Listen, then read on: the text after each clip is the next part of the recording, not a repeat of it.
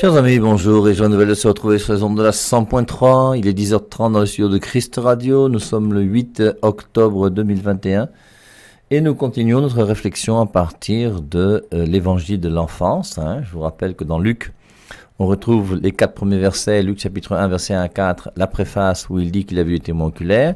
Luc chapitre 1, à partir du verset 5, c'est l'annonciation à Zacharie. Luc chapitre 1, verset 26, c'est l'annonciation à Marie. Luc chapitre 1, verset 39, c'est la visitation. Et puis on verra la suite ensuite. Donc, nous sommes donc dans ce mystère de l'annonciation où on voit donc cette jeune fille qui reçoit donc une visite de l'ange. L'ange la salue d'une manière très polie, bien sûr, et très correcte, en lui annonçant une nouvelle qui l'émeut, puisqu'elle est troublée, en lui disant qu'elle est pleine de grâce. Alors on a essayé de réfléchir sur ce que veut dire pleine de grâce. J'espère que chacun d'entre nous a pu comprendre.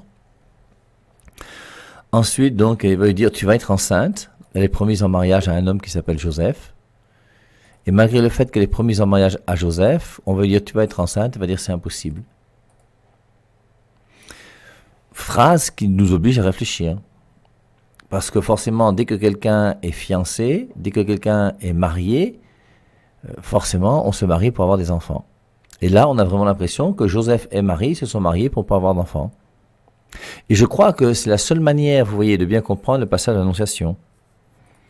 Si on comprend que Joseph et Marie se sont unis, ont voulu se marier, et tout en se mariant, ont décidé volontairement l'un et l'autre de ne pas avoir d'enfants, on comprend alors pourquoi Marie a réagi de cette manière-là devant l'ange.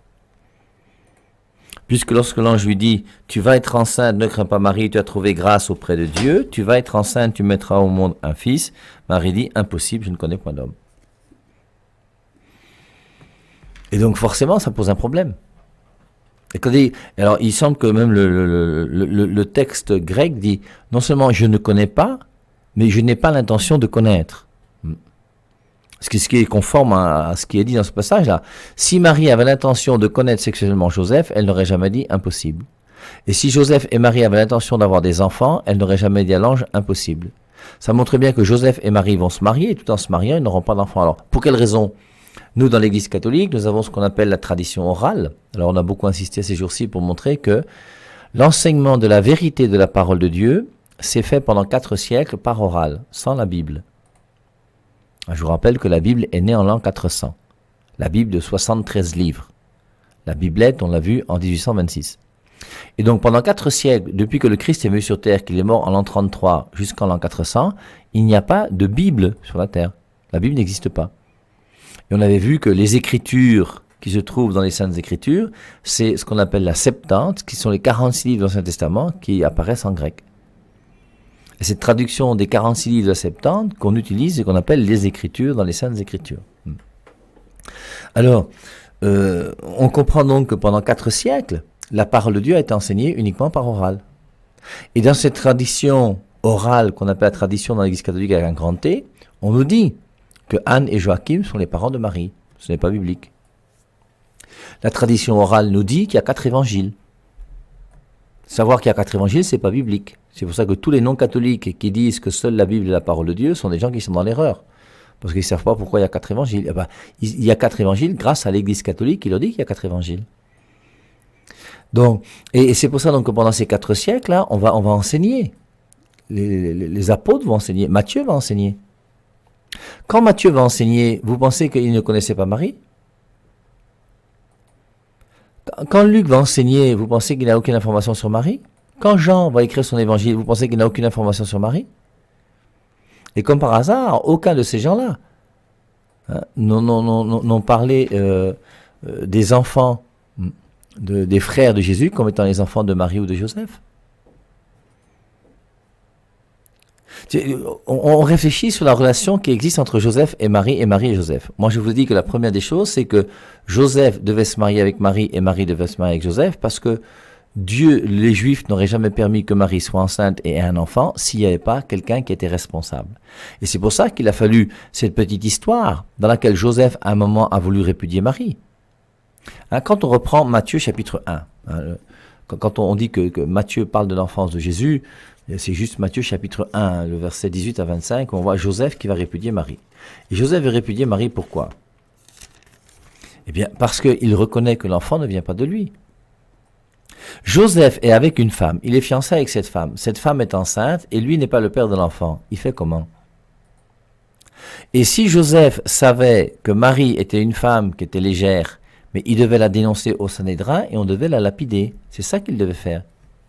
Surtout que dans le passage de Matthieu chapitre 1 dont je vous parle, voici comment arriva la naissance de Jésus-Christ. Marie, sa mère, était fiancée à Joseph, comme dans l'évangile de Luc, n'est-ce pas?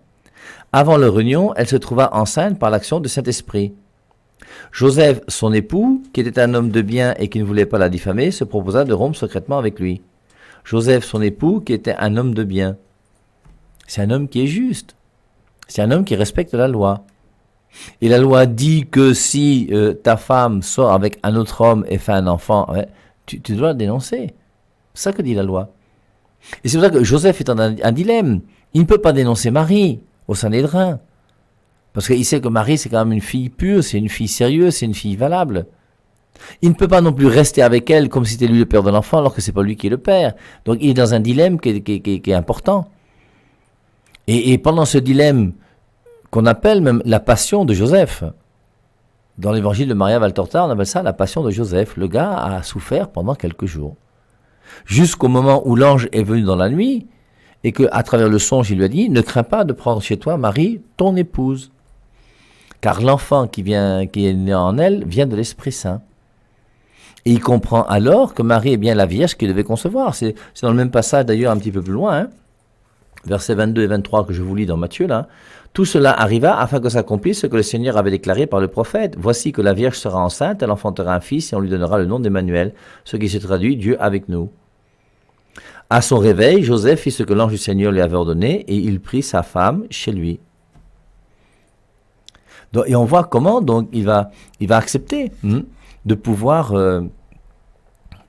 être le gardien de cette femme qui est celle qui va accoucher l'enfant de Dieu, le Fils de Dieu. Elle est la mère de Dieu. Et on comprend aussi quelque part que Marie n'est pas une femme qui va faire un enfant avec Dieu, un enfant avec Joseph, et puis avec qui encore et avec quoi. Et en plus, chez nous ici au Cameroun, hein, on sait qu'on ne mange pas la nourriture des grands.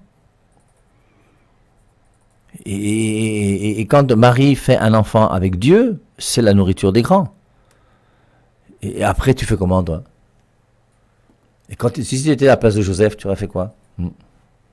Et on comprend donc que quelque part, vous voyez, Dieu a permis qu'il y ait cette relation entre Joseph et Marie et Joseph.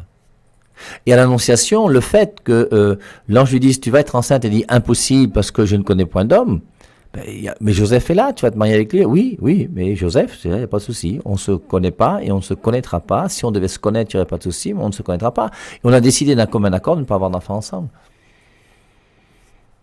Bon, maintenant, vous voyez, comme on a posé la question ce matin, reprenons, si on veut, 1 Corinthiens chapitre 7.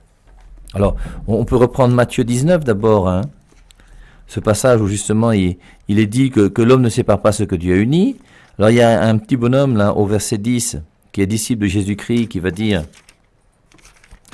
hein, ses disciples lui disent, si telle est la responsabilité de l'homme à l'égard de la femme, il n'est pas avantageux de se marier. Un homme pour une femme, pour le meilleur et pour le pire jusqu'à la mort, à ce moment-là, il vaut mieux ne pas se marier. Et donc, il leur répondit, tous ne comprennent pas cette parole, mais seulement ceux à qui cela est donné. Car il y a des eunuques, donc des gens qui n'ont pas de relations sexuelles, qui le sont dès le sein de leur mère. Il y a des gens qui sont eunuques parce qu'ils sont nés mal formés. Donc ils ne peuvent pas avoir de relations sexuelles parce qu'ils sont mal formés. Il y en a qui le sont devenus par la main des hommes, c'est ceux qui ont été castrés. Et il y en a qui se sont rendus eunuques à cause du royaume des cieux. Que celui qui peut comprendre, comprenne. Et donc, il y a des gens qui n'ont pas de relations sexuelles à cause du royaume des cieux. Et c'est ce que nous appelons dans l'Église catholique les religieux et les religieuses. Et les religieuses, c'est qui? C'est des hommes et des femmes qui se sont consacrés à Dieu.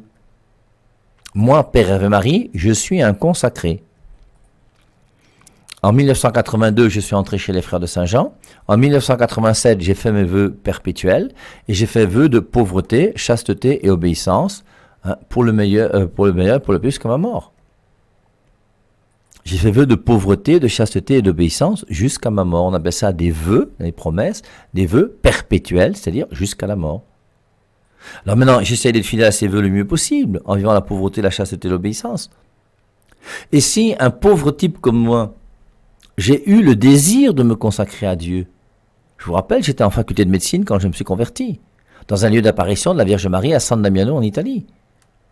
Et j'ai eu le désir de me consacrer à Dieu. Et je vous ai raconté déjà une fois comment je me suis consacré à Dieu. Hein. Je suis entré dans la vie religieuse et je suis entré chez les frères de Saint-Jean avec mon sac et ma valise. Je n'avais jamais vu un frère de Saint-Jean de ma vie. Et je suis entré et je suis resté jusqu'à ce jour. Et Dieu nous conduit par des chemins qui sont incompréhensibles. Et donc, si moi, et je ne suis pas le seul, il y a plein de religieux et de religieuses sur la terre qui ont fait vœu de pauvreté, chasteté et obéissance. Alors bien sûr, parmi ces religieux, il y a des pédophiles. Bien sûr, parmi ces religieuses, il y a des filles qui trichent. Bien sûr, parmi les prêtres, il y a des gens qui sont pauvres. Bien sûr que parmi les 12, il y en avait un qui s'appelait Judas. Mais ça ne veut pas dire pour autant qu'il y avait quand même Jean. Il y a quand même la Vierge Marie. Il y a quand même des gens qui nous ont montré un chemin, et un chemin qui est vraiment conforme aux Écritures. Il y a des gens qui ne se marient pas à cause du royaume des cieux. Et si des religieux comme nous qui sommes pauvres dans notre vie et qui essayons de faire des efforts pour devenir des saints, on a eu ce désir-là, je ne vois pas comment Marie n'aurait pas pu avoir ce désir d'une manière encore plus grande et plus forte que moi. Maintenant, lisons 1 Corinthiens 7, dont on parlait ce matin. C'est ce passage de 1 Corinthiens 7 qui est vraiment très très intéressant, hein, où on voit la différence qu'il y a entre la vie consacrée et la vie du mariage. Passons à ce que vous m'avez écrit. Une fois de plus, 1 Corinthiens 7, 1 Corinthiens, Saint Paul dit, passons à ce que vous m'avez écrit. Il y a donc une lettre qui a été écrite par les gens de Corinthe. Il est bon pour l'homme de ne pas toucher de femme. Je m'arrête là. Dieu a dit dans Genèse chapitre 2, il n'est pas bon que l'homme soit seul. Et voici ce que dit Saint Paul. Il est bon pour l'homme de ne pas toucher de femme. Mais il faut qu'on comprenne que c'est écrit dans les Saintes Écritures et que c'est un passage biblique qui est inspiré par Dieu.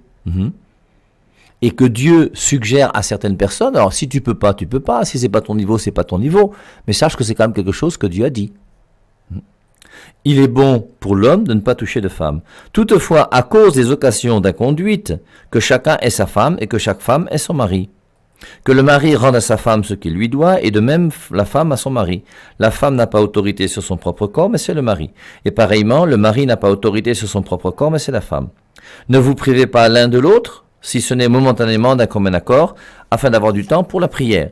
Puis retournez ensemble, de peur que Satan ne vous tente par votre incontinence. Je vous dis cela comme une concession, non comme un ordre. Verset 7, 1 Corinthiens 7, 7. Je voudrais que tous les hommes soient comme moi, mais chacun tient de Dieu un don particulier, l'un d'une manière, l'autre d'une autre. Même Saint Paul souhaite que les gens soient comme lui, et puis il n'était pas marié. C'est quand même pas rien, c'est quand même un souhait de quelqu'un qu'on respecte tous, c'est quand même Paul.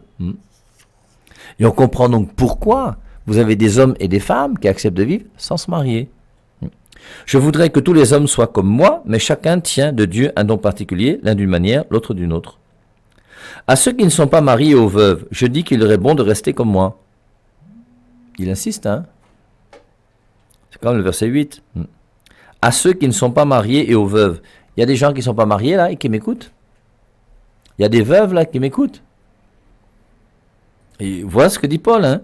À ceux qui ne sont pas mariés et aux veuves, je dis qu'il aurait bon de rester comme moi. Mais s'ils manquent de continence, qu'ils se marient, car il vaut mieux se marier que de brûler. Verset 10. À ceux qui sont mariés, j'ordonne non pas moi mais le Seigneur, que la femme ne se sépare pas de son mari. Si elle est séparée, qu'elle demeure sans se marier ou qu'elle se réconcilie avec son mari et que le mari ne répudie pas sa femme. Alors il y a tout un autre passage, je me retrouve directement au verset 17. Seulement que chacun marche selon la part que le Seigneur lui a faite, selon l'appel qu'il a reçu de Dieu. C'est ainsi que je l'ordonne dans toutes les églises. Quelqu'un a-t-il appelé à être circoncis, etc., etc. Que chacun demeure, je suis au verset 20, que chacun demeure dans l'état où il était lorsqu'il a été appelé. Donc, je suis maintenant au verset 25. Pour ce qui est des vierges, je n'ai pas d'ordre du Seigneur, mais je donne un avis en homme que le Seigneur, dans sa miséricorde, a rendu fidèle. Voici donc ce que j'estime bon à cause des calamités présentes. Il est bon à un homme d'être ainsi. Es-tu lié à une femme? Ne cherche pas à rompre ce lien. N'es-tu pas lié à une femme? Ne cherche pas de femme. Je crois qu'on est toujours dans la même logique et qu'on comprend ce qu'il veut dire. Hein. Es-tu lié à une femme? Ne cherche pas à rompre ce lien. N'es-tu pas lié à une femme? Ne cherche pas de femme. Tout ça, c'est pour comprendre la Vierge Marie et Joseph. Hein. Dans le cas où tu te marierais, tu ne pécherais pas. Et dans le cas où la Vierge se marierait, elle ne pécherait pas. Mais ces personnes auront des afflictions dans la chair. Or, moi juge de ménagement à votre égard. Il continue, je suis au verset 32. Je voudrais que vous soyez sans inquiétude. Celui qui n'est pas marié s'inquiète des choses du Seigneur, des moyens de plaire au Seigneur. Celui qui est marié s'inquiète des choses du monde et des moyens de plaire à sa femme, et il est partagé. De même, la femme sans mari, comme la Vierge, se soucie des choses du Seigneur afin d'être sainte de corps et d'esprit. Et celle qui est mariée s'inquiète des choses du monde, des moyens de plaire à son mari. Je dis cela dans votre intérêt. Et puis donc il continue, à la fin il dit, une femme est liée aussi longtemps que son mari est vivant, je suis au verset 39, mais si le mari est décédé, elle est libre de se marier à qui elle veut, seulement que ce soit dans le Seigneur, verset 40, le dernier verset. Néanmoins, elle sera plus heureuse à mon avis si elle demeure comme elle est. Or, moi aussi, je pense avoir l'Esprit de Dieu. Et on voit bien que ce chapitre de 1 Corinthiens chapitre 7 montre bien que le fait d'être consacré à Dieu, comme l'est la Vierge Marie, est mieux que le mariage. Celui qui est marié est partagé, un peu pour son mari, un peu pour sa femme. Et c'est pour ça que Saint Paul dit plusieurs fois, je voudrais que tout le monde soit comme moi, et lui n'était pas marié. Et on peut comprendre donc que Marie, elle, ait eu ce désir de se consacrer à Dieu d'une manière plus belle et plus grande que nous. C'est la sainte des saintes. Toutes les générations me diront bienheureuse. Elle est bénie entre toutes les femmes, elle est pleine de grâce. Et nous croyons dans la tradition orale que c'est un enseignement révélé par la parole de Dieu qui ne se trouve pas dans la Bible. Mais nous croyons, grâce à cette tradition orale qui est l'enseignement de l'Église catholique, que la Vierge Marie étant jeune, s'est consacrée à Dieu étant au temple. Et au temple, elle priait, et en priant, elle a tellement vécu une relation avec son Dieu si belle et si grande, qu'elle a décidé, aimer, c'est tout donner et se donner soi-même. Et Marie a décidé de se donner entièrement à Dieu. Et tout en grandissant, quelque temps plus tard, elle va rencontrer Joseph. Et Dieu a permis que Joseph soit quelqu'un qui, comme Saint Paul, comme moi, a un esprit quand même dans lequel la chasteté est quelque chose qu'on trouve important. Et on comprend que Dieu a permis donc que Joseph puisse se retrouver auprès de Marie et Marie auprès de Joseph. Et on comprend que Joseph a pu être cet homme qui a compris l'importance de ce que Marie a voulu vivre. Et en étant consacré à Dieu, Joseph comprend que Marie étant consacrée à Dieu, il vaut mieux qu'elle soit consacrée à Dieu plutôt que de donner à lui Joseph. Et Joseph ayant ce même désir que Marie, parce que je crois que c'est ce que nous devons dire, eh bien Marie et Joseph ont accepté de se mettre ensemble, et tout en se mettant ensemble, Joseph et Marie savaient qu'ils n'auraient pas de relation sexuelle, que Marie resterait consacrée à Dieu, et Joseph aussi de son côté. Et maintenant, Marie est choisie par Dieu. Et maintenant que Marie est choisie par Dieu, ça devient compliqué. Et Marie, quand l'ange va lui dire « Tu vas être enceinte, tu enfanteras un fils », comment cela va-t-il se faire? Je n'ai pas de relation sexuelle avec les hommes, moi. L'Esprit Saint viendra sur toi. Et maintenant que l'Esprit Saint est venu sur Marie, elle part chez sa cousine Élisabeth, elle va revenir 3 mois plus tard, et Joseph va s'apercevoir au bout d'un moment que son ventre commence à pousser. Et le pauvre Joseph, lui, il est dans une situation qui n'est pas simple. Et l'ange va venir lui dire « Ne crains pas de prendre chez toi Marie, ton épouse ».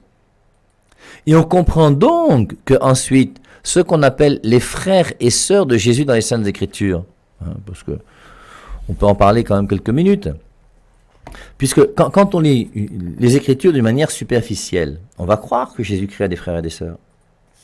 Et c'est normal que les non-catholiques, vous croyez que Jésus-Christ a des frères et des sœurs, puisque vous l'avez lu dans la Bible. Et je peux même le lire avec vous, si vous voulez. Je suis dans Marc, chapitre 6, le verset 3. N'est-ce pas le charpentier, le fils de Marie, le frère de Jacques, de José, de Jude et de Simon? Et ses sœurs ne sont-elles pas ici parmi nous? Et il était pour eux une occasion de chute. Mais Jésus leur dit, on trouve la même chose dans Matthieu 13, 55. Et dans Matthieu 13, 55, on a la même liste des frères de Jésus, qui sont toujours 4. Lorsque Jésus eut achevé ses paraboles, il partit de là, il se rendit dans sa patrie. Verset 55, n'est-ce pas le fils du charpentier? Sa mère ne s'appelle-t-elle pas Marie? Je vous rappelle que sa mère s'appelle toujours Marie. Et que Jésus-Christ est toujours le fils de Marie. Et que les frères de Jésus ne sont jamais les fils de Marie. Vous n'avez aucun frère de Jésus qui est fils de Marie ou de Joseph. Sa mère ne s'appelle-t-elle pas Marie et ses frères José, Jacques, Jude et Simon? Alors on peut continuer avec Matthieu chapitre 12, verset 46, où il est dit, comme Jésus parlait encore à la foule, sa mère et ses frères se tenaient dehors. On a vu ses frères José, Jacques, Jude, Simon. Donc sa mère c'est bien Marie et ses frères José, Jacques, Jude, Simon. Mais José, Jacques, Jude, Simon qui sont ses frères, sont quel genre de frères? Et on voit dans Matthieu chapitre 27, versets 55 et 56, lorsque Jésus-Christ meurt sur la croix, pendant que Marie est au pied de la croix avec Jean, pendant que Jésus-Christ meurt, on voit au loin, dans Matthieu 27, 55, 56, il y avait là plusieurs femmes qui regardaient de loin, celle-là même qui avait accompagné Jésus depuis la Galilée pour le servir. Parmi elles était Marie-Madeleine. Alors Marie-Madeleine, qui je vous rappelle, est Marie de Lazare, c'est la même Marie. Marie, mère de Jacques et de José. Il y a une Marie, celle qui s'est mariée avec le grand frère de Joseph qui s'appelle Alphée. Et cette Marie d'Alphée, la voici, Marie, mère de Jacques et de José. Et on a Jacques et José qui sont les frères de Jésus, qui sont les enfants d'une autre Marie, qui n'est pas la Vierge Marie, qui est au pied de la croix. Si on veut, on pouvait chercher différemment. Vous prenez dans Galates chapitre 1, le verset 18. Et dans Galates chapitre 1, verset 18 et 19, on nous dit que Paul va aller rencontrer Pierre, je vous lis. 3 ans plus tard, je suis monté à Jérusalem, c'est Paul qui parle, pour faire la connaissance de Képhas. Et Paul appelle toujours Pierre de son nom grec Képhas, qui veut dire Pierre. 3 ans plus tard, je suis monté à Jérusalem pour faire la connaissance de Képhas, et je suis resté 15 jours chez lui. Mais je n'ai vu aucun des apôtres. Vous connaissez les apôtres? Non, il y en a 12. Mais je n'ai vu aucun des apôtres, nous dit, si ce n'est Jacques, le frère du Seigneur. Donc il y a un Jacques qui est frère de Jésus et qui fait partie des 12 apôtres. José, Jacques, Jude, Simon, on a vu le nom des frères de Jésus dans Matthieu 13, 55 et Marc 6, 3. Et là, saint Paul nous dit qu'il n'a vu aucun des apôtres si ce n'est Jacques, le frère du Seigneur. Donc maintenant, quand on prend Matthieu chapitre 10, le verset 2, alors j'espère que ce n'est pas trop technique et que vous n'êtes pas perdu, on donne la liste des 12 apôtres. Le premier, Simon appelé Pierre, et André son frère, Jacques, fils de Zébédée. Il y a 2 Jacques parmi les 12. Le premier Jacques, c'est Jacques, fils de Zébédée, qui est le frère de Jean. Et si Jacques est fils de Zébédée, c'est qu'il n'est pas fils de Joseph. Donc Jacques, fils de Zébédée, ne peut pas être le frère de Jésus. Sinon, ça ferait que Jean aussi serait le frère de Jésus. Ça fait compliqué. Donc, je n'ai vu aucun des apôtres, si ce n'est Jacques, le frère de Jésus. Premier Jacques, c'est Jacques, fils de Zébédée, le frère de Jean. Philippe et Barthélemy, Thomas et Matthieu, le péager, Jacques, fils d'Alphée. Et le deuxième Jacques, c'est Jacques, fils d'Alphée. Alphée, qui je vous rappelle, est le frère de Joseph, son grand frère, dixit Eusèbe de Césarée, qui est le premier historien de l'histoire de l'Église, et qui s'est marié avec Marie, qui était au pied de la croix, qui est mère de Jacques et de José. Et on voit bien donc que les frères et sœurs de Jésus ne sont pas les enfants de Joseph et de Marie. Une lecture superficielle des Écritures, même si je dis « Esprit Saint, éclaire-moi, éclaire-moi, éclaire-moi », je ne sais pas si l'Esprit Saint éclaire vraiment beaucoup de monde. C'est pour ça qu'en étant seul dans ta chambre et en disant « Esprit Saint, éclaire-moi », il faut quand même être vigilant, parce que l'Esprit Saint qui enseigne aujourd'hui à travers la bouche de certains pasteurs que Jésus-Christ avait des frères et des sœurs, et que Joseph et Marie se sont mariés et on sait que c'est ensemble, je regrette, c'est un mensonge. C'est pour ça que c'est important, vous voyez, d'avoir une bonne connaissance des Saintes Écritures, et de comprendre que je ne peux bien comprendre les Saintes Écritures que lorsque je comprends que l'Église a autorité sur la Bible, acte 8.30, l'eunuque éthiopien qui lit un passage d'Isaïe, le diacre Philippe s'approche et lui dit « Comprends-tu ce que tu lis ?» Il dit « Comment vais-je comprendre? Je n'ai personne pour m'expliquer. » Donc, et on voit que l'Église est là pour nous expliquer les Saintes Écritures.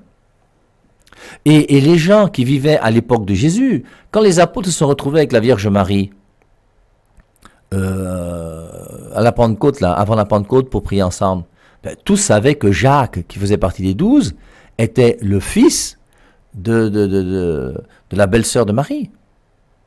Et c'est pour ça que les frères et sœurs de Jésus, ça n'a jamais fait de foin. Ça fait du foin maintenant parce qu'on se coupe de toute la culture chrétienne qui a enseigné l'enseignement chrétien et on veut se retrouver seul dans sa chambre pour essayer d'avoir l'Esprit Saint plus que tout le monde et croire qu'à travers les Saintes Écritures, on va comprendre la Bible d'une manière plus intelligente que tout le monde. Alors, revenons donc à ce passage sur Joseph et Marie. Et je crois, moi, que Dieu a permis que Joseph et Marie puissent se rencontrer, que Joseph et Marie puissent se marier pour permettre à la volonté de Dieu de se réaliser. Et la volonté de Dieu, c'est laquelle? C'est que Jésus-Christ puisse venir sur terre.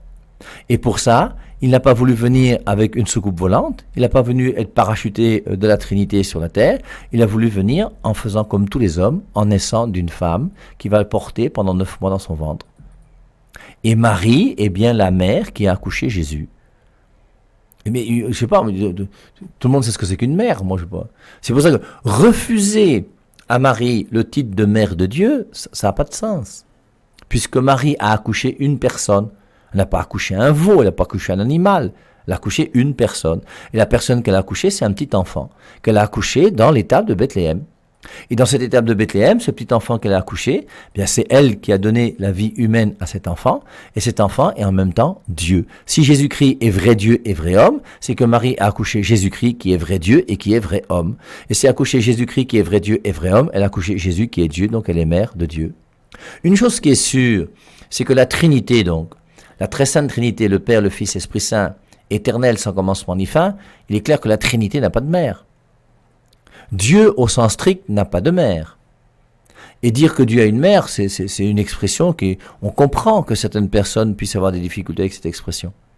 Mais dès que tu comprends que Dieu, quand on dit que Marie est mère de Dieu, c'est pas qu'elle est mère de la Trinité. Forcément, la Trinité n'a pas de mère. La Trinité, elle est éternelle, sans commencement ni fin. Et Marie, elle, a été choisie par Dieu, bénie entre toutes les femmes. Toutes les générations me diront bien heureuses, pour permettre à Jésus-Christ de pouvoir venir, de prendre un corps et de venir habiter sur cette terre. C'est magnifique, c'est beau et c'est grand. Le mystère de l'incarnation, c'est quelque chose d'extraordinaire. Et nous devons nous émerveiller et nous enthousiasmer devant ce mystère de Noël. Et donc, il a fallu, comme on l'a vu ce matin, donc que Dieu puisse privilégier Marie. Puisque Romains 3,23, tous ont péché et sont privés de la gloire de Dieu. Si Marie est privée de la gloire de Dieu, elle ne peut pas accoucher Jésus, c'est impossible. Et c'est pour ça qu'on a vu ce matin que Dieu a donné une grâce spéciale à Marie pour permettre à Marie de recevoir cette grâce. Donc dès que le spermatozoïde de son père Joachim a fécondé l'ovule de sa mère, qui s'appelle Anne, dès qu'il y a eu conception, Marie est immaculée dès sa conception. Elle a reçu une grâce de Dieu qui l'a rendue sans tache dès sa conception, pour que son corps ne soit pas souillé par le péché et qu'elle puisse ainsi avoir un corps pur pour donner à Jésus-Christ un corps qui soit pur. On avait cité ce matin Job chapitre 14, le verset 4. Et dans ce passage où on dit que rien de pur ne peut sortir de l'impur. Et il y avait un autre passage alors qu'on peut peut-être pouvoir essayer de lire si on veut, si je le retrouve. C'est le passage de Ézéchiel, chapitre 44. Et je vais essayer de vous lire Ézéchiel, le chapitre 44, le verset 1 et 2. Et on va essayer de voir comment est-ce qu'on peut interpréter. Alors, vous allez me dire que c'est un petit peu tiré par les cheveux peut-être, je vous l'accorde, mais c'est quand même un passage qui veut dire quelque chose. Et est-ce qu'on peut attribuer ce passage à Marie? Voilà la vraie question qu'il faut se poser. Dans Ézéchiel, chapitre 44, versets 1 et 2. « Puis il me fit revenir dans la direction du portique extérieur du sanctuaire qui regardait l'Orient. Il était fermé. » Verset 2, 44, Ézéchiel 44. « Et Yahvé me dit, ce portique sera fermé, il ne s'ouvrira point, et personne n'entrera par là, car Yahvé, le Dieu d'Israël, est entré par là, et il sera fermé. » Alors, est-ce qu'on peut attribuer ça à Marie? Ce portique sera fermé et ne s'ouvrira point. et personne n'entrera par là, car Yahvé, le Dieu d'Israël, est entré par là, et il sera fermé. Et l'endroit par lequel Dieu est entré, c'est par Marie, et Marie, après, a été fermée. Et c'est pour ça que c'est difficile que Joseph aille passer par ce portique, par là où Dieu est passé. Donc, essayons, demandons à l'Esprit Saint qui nous éclaire, essayons de mieux comprendre cette relation qui peut exister entre Joseph et Marie, l'amour de Joseph pour Marie et l'amour de Marie pour Joseph, comprendre le plan de Dieu et comprendre qu'il était nécessaire que Marie puisse avoir un homme à ses côtés, parce que étant enceinte, sinon la loi juive aurait condamné Marie comme étant une femme qui a fait un enfant sans avoir de mari, et ça aurait été grave pour elle, on l'aurait lapidée. Et donc on comprend alors que, vu tous ces paramètres, Dieu a suscité ce couple extraordinaire qui s'appelle Joseph et Marie, et qui ont permis donc à Jésus de venir sur terre. Je vous rappelle que lorsque on verra Jésus-Christ à 12 ans au temple, Joseph et Marie vont l'accompagner, et on ne voit pas Jésus-Christ avec un petit frère ou une petite sœur, ou Marie avec un enfant au dos. On n'a jamais vu dans les Écritures un passage où on voit Jésus-Christ jouer avec ses petits frères et ses petites sœurs. Pourtant, il aurait eu, d'après les gens qui comprennent mal ce passage biblique, 4 frères et au moins 2 sœurs. Donc Marie aurait accouché au moins 7 enfants. Donc forcément, elle aurait au moins un enfant au dos lorsque Jésus-Christ, à 12 ans, s'est perdu pendant 3 jours à Jérusalem. Lève-toi et